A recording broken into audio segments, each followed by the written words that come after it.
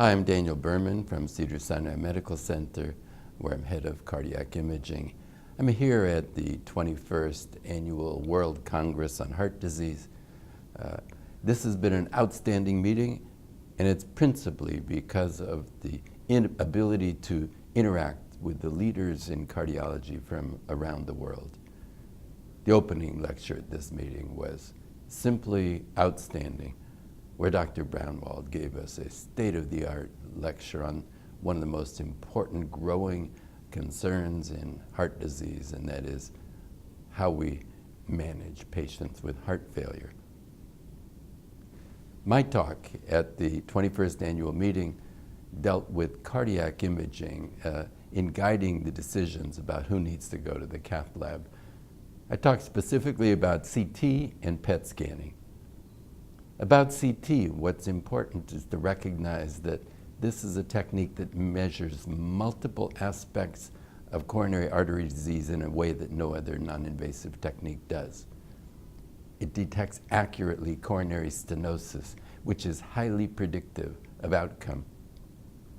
We can examine plaque characteristics, which have been shown to be additive to coronary stenosis in predicting risk of events and predicting ischemia.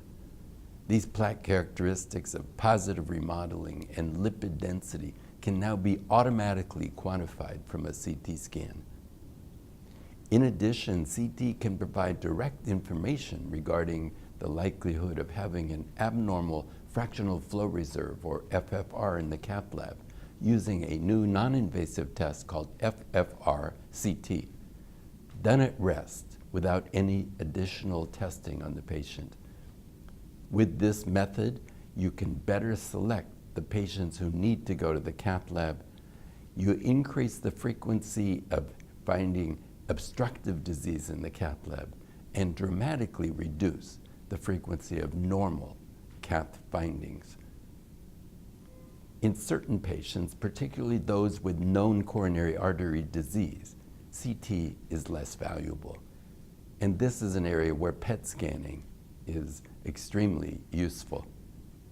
Compared with SPECT imaging and even with echocardiography, what PET scanning gives is the opportunity to look at coronary flow reserve. A coronary flow reserve is different from fractional flow reserve. Coronary flow reserve looks at the entire coronary vasculature, the epicardial coronaries, and microvascular coronary arteries. Fractional flow reserve looks at epicardial coronary artery disease.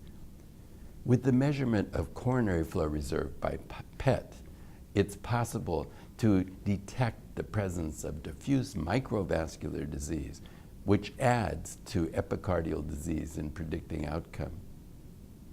Interesting data was presented which suggests that abnormal coronary flow reserve in combination with coronary anatomy can predict the likelihood of improvement with revascularization, and particularly identifies a group of patients where bypass surgery, bypassing all of the disease in patients with diffuse disease measured by their coronary flow reserve, can be superior to using PCI or stenting in patients with stable ischemic heart disease. So both advanced tests, the coronary CTA and the PET scan, are highly useful in guiding decisions regarding revascularization, with the coronary CTA predominating in patients without known coronary disease, and the PET scan highly useful in patients who have known disease or extensive coronary artery calcification.